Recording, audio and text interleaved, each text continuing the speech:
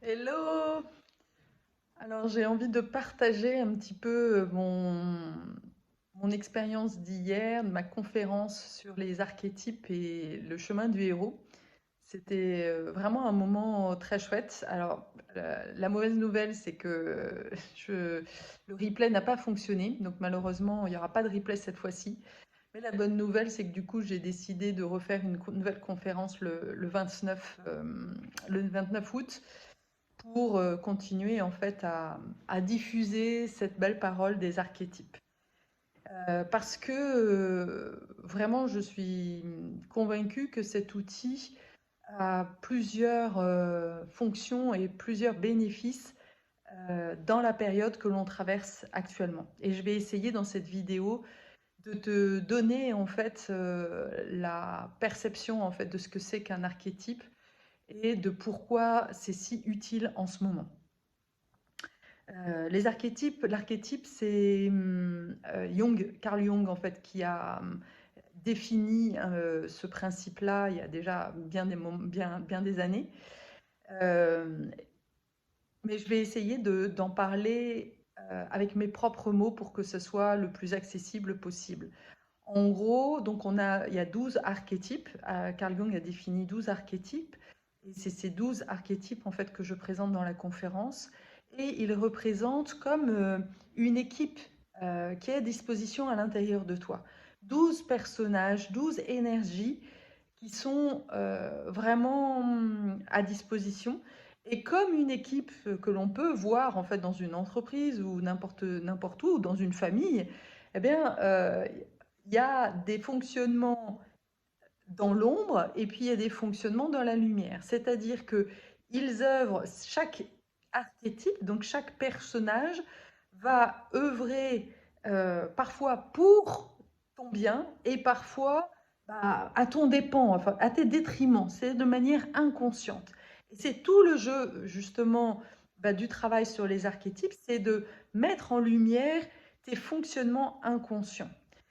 Et ces fonctionnements inconscients, ils, euh, ils vibrent à la fréquence de l'inconscient collectif. Et c'est ça qui est aussi super important et super riche avec le travail de Carl Jung, c'est qu'il a compris que l'humain fonctionnait avec son fonctionnement propre, mais surtout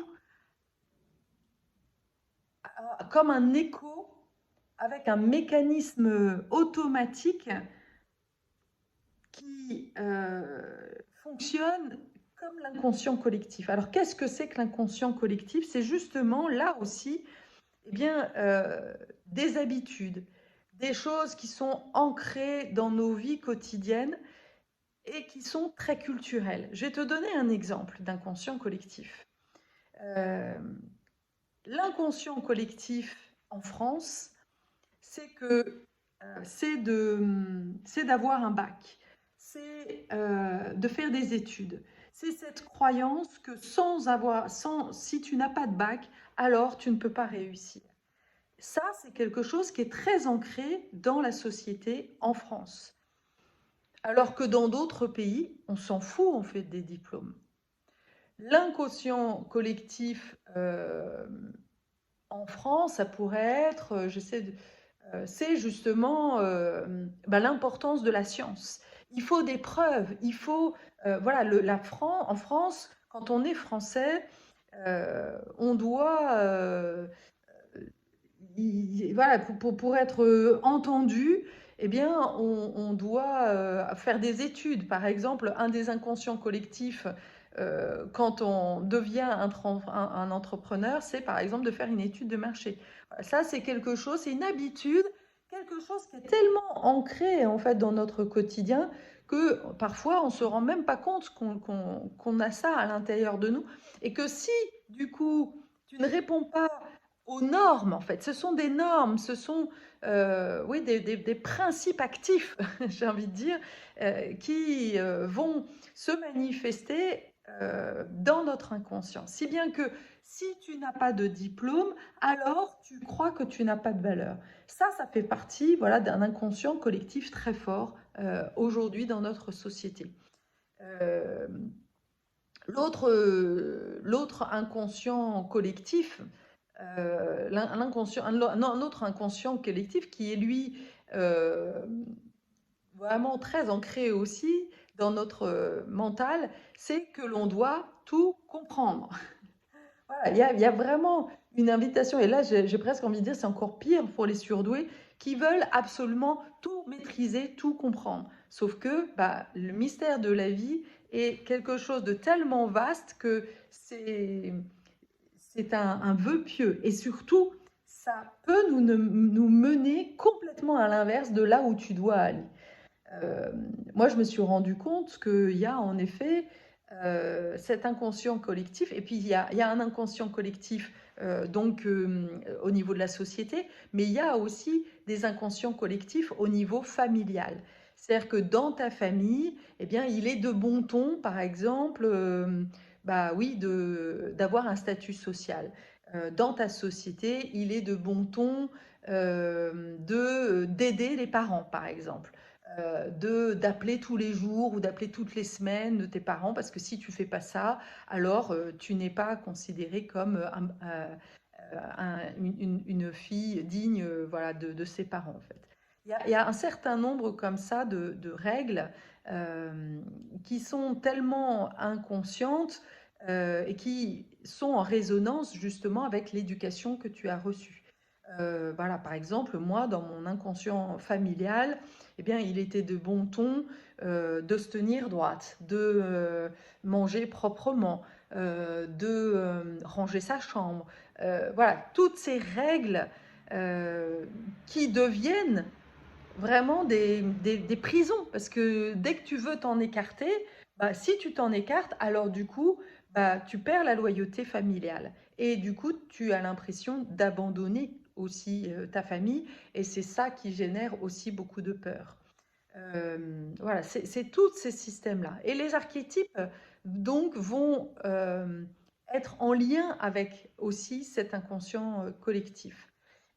Les 12 archétypes sont aussi, j'ai envie de dire, des étapes d'évolution. Il faut le comprendre, en tant qu'humain, on est bah, comme les animaux. Les animaux, ils évoluent. Il y a la larve qui devient un papillon. Ben, l'humain, il évolue aussi. Sauf que on a l'impression que, à part les étapes de la naissance, l'adolescence, l'adulte et la vieillesse, il n'y a rien d'autre en fait. Mais c'est complètement faux. On est en évolution perpétuelle, et surtout en ce moment, parce que bah, là, l'humanité est en train de changer. Il y a des vibrations qui sont à l'œuvre. Et donc les archétypes vont nous aider à voir où on en est en fait sur notre chemin. Et ils vont nous aider aussi à identifier bah, s'il y a certains archétypes qu'on a un petit peu oubliés sur notre chemin. Par exemple, il y a des archétypes qui sont un archétype, un des derniers archétypes, c'est le magicien. Bah oui, c'est cette part de toi qui peut être créateur de miracles. Et puis, il y a certains autres archétypes qui vont nous permettre de voir un petit peu les choses autrement. Par exemple, l'amoureux, quand on parle de l'amoureux, on parle souvent bah, de l'amour, d'un amour extérieur. Mais là, justement, on va comprendre que l'enjeu, avant d'aimer quelqu'un d'autre, c'est de s'aimer soi-même. C'est de s'apporter un amour inconditionnel.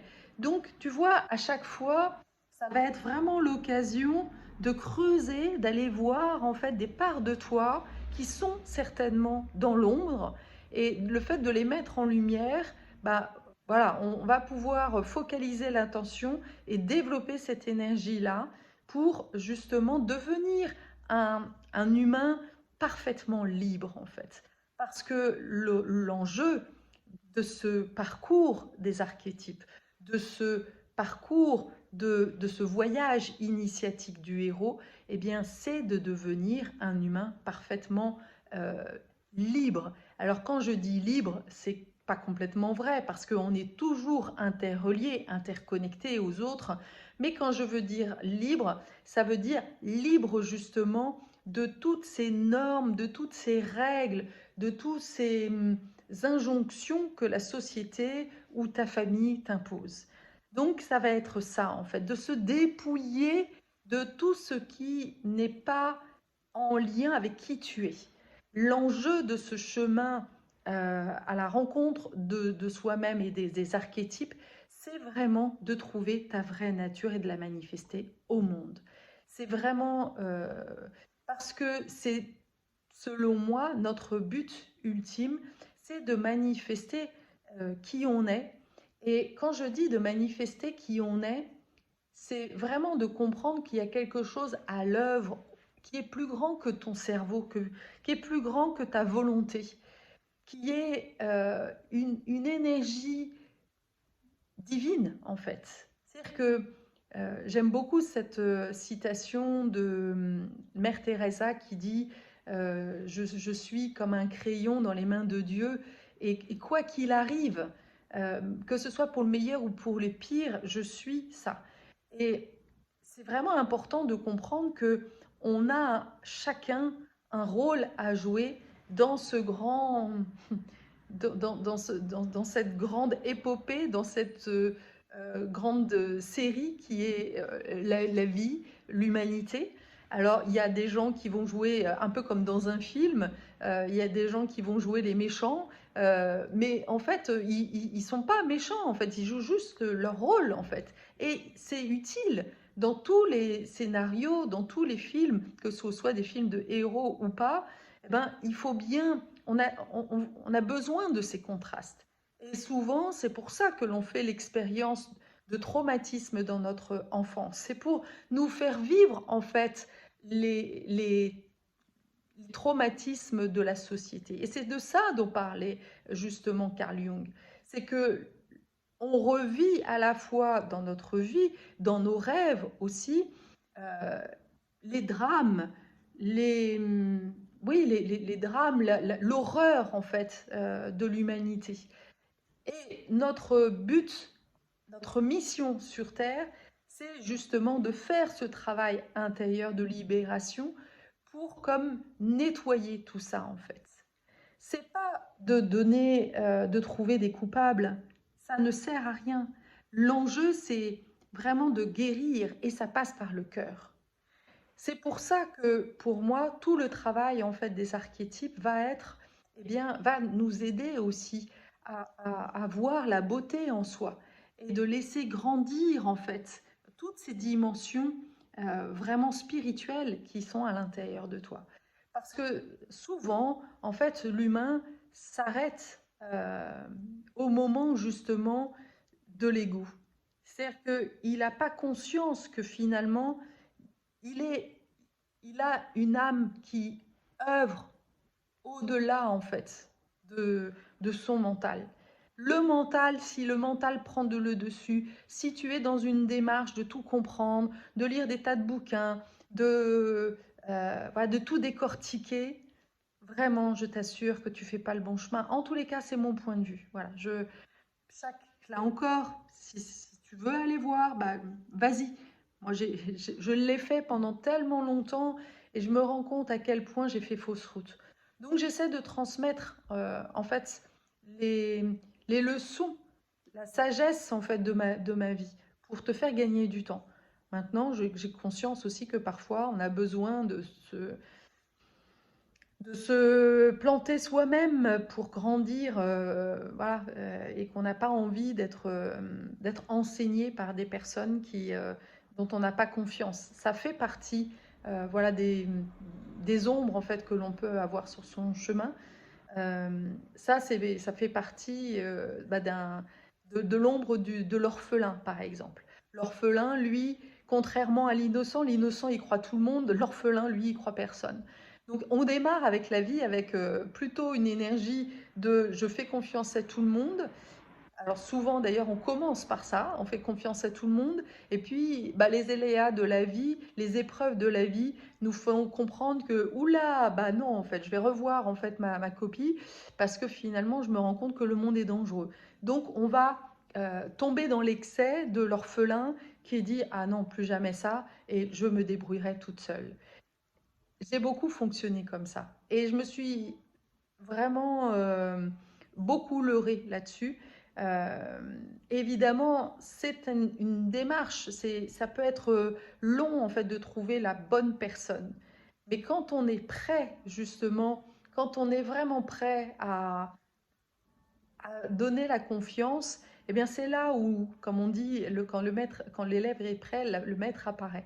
Et pour moi, ça a été vraiment une réalité, c'est-à-dire que quand j'en avais tellement marre, bah voilà, j'ai su trouver les bons guides qui étaient sur mon chemin. Tout est une question de timing. Voilà.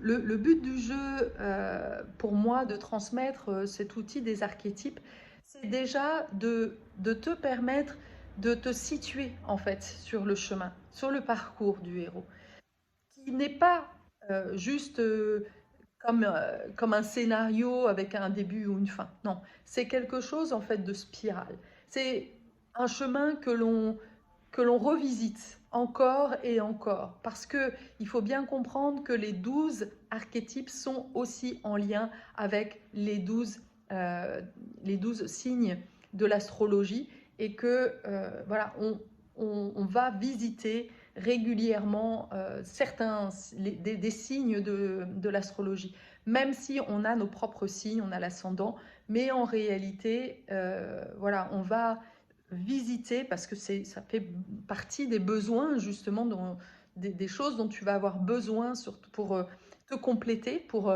vraiment, justement, être au plus près de ton âme. C'est comme si tu partais, comme si tu allais apprendre une leçon finalement. Il faut bien comprendre que la vie est à l'œuvre, que la vie est pour moi la meilleure des enseignantes. Pour te donner un exemple, moi, je suis poisson, ascendant balance, et j'ai un chemin de vie bélier. Bélier, c'est moi, je d'abord. Voilà, c'est vraiment ancrer la spiritualité dans la matière. C'est vraiment ma mission que d'ancrer la spiritualité dans la matière. Et pour ça, eh bien, cette année, par exemple, je suis dans une année où je vais explorer l'énergie de la Vierge. Alors, rien de très passionnant, parce que la Vierge, elle est plutôt rigoureuse, elle est plutôt dans le concret. C'est pas tout à fait ce que je préfère. Mais je sais que voilà, j'ai besoin de ça pour ancrer dans la matière. À un moment donné, il faut de la rigueur. Et donc, voilà, et cet archétype de la Vierge, eh ben, on va le retrouver justement dans le chemin du héros, avec justement ce besoin de structure, ce besoin de matérialité, ce besoin de rationalité, et voilà, pour équilibrer mon côté un peu perché, un peu, voilà, parfois qui peut être justement parfois trop ésotérique, trop perché. Voilà. Donc c'est cet équilibre-là, et la vie, justement, euh, selon les astres, selon voilà, mon placement, je vais me plonger voilà, dans ce personnage. Donc c'est pour ça que déjà la vie te propose d'aller visiter ces différents personnages, et plus on a conscience justement des différents types de personnalités, déjà ça va te permettre encore une fois de mieux te connaître. Et puis ça a un autre bénéfice, c'est que tu vas pouvoir beaucoup mieux comprendre les gens à l'extérieur de toi. Et donc du coup, euh, être en empathie, en compassion, parce que tu verras leurs ombres. Et donc tu pourras du coup mieux jouer avec ça en fait. Danser plutôt avec ça d'ailleurs. Parce qu'il ne s'agit pas vraiment d'un jeu, mais quoique, tout ça n'est pas si sérieux. Voilà. Donc c'est comme si on allait jouer des rôles. J'ai, pour ma part, toujours rêvé d'être actrice. Et je me rends compte avec le jeu du héros, avec le chemin du héros, que, bah, en fait, la vie nous invite à jouer des rôles. Alors, on en joue parfois même plusieurs à la fois, hein. Quand je suis sur mon cheval et quand je suis bah, en train de faire mes comptes, c'est pas la même énergie qui est à l'œuvre. Tu comprends? Et c'est ça qui est à comprendre, c'est que on a vraiment bah, ouais, différents rôles à l'intérieur de soi, encore une fois, différentes énergies, et que c'est important de savoir quelle énergie aller chercher à l'intérieur de soi selon les moments de sa vie.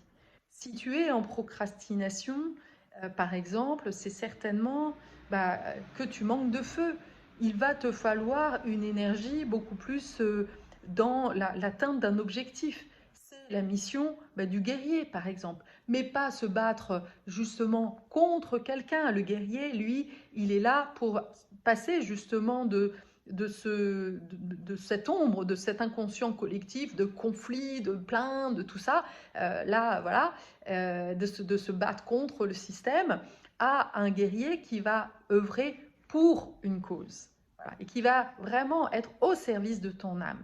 Tous ces archétypes sont au service de ton âme et, encore une fois, de la réalisation de qui tu es, tel que tu es, avec toutes tes différences. Voilà le message du jour. Alors donc, si tu veux t'inscrire pour cette conférence, tu peux trouver le lien qui sera dans le commentaire ou ouais, dans la description de la vidéo. Je le mettrai peut-être même en commentaire pour que tu puisses t'inscrire donc pour le 29 à 18h.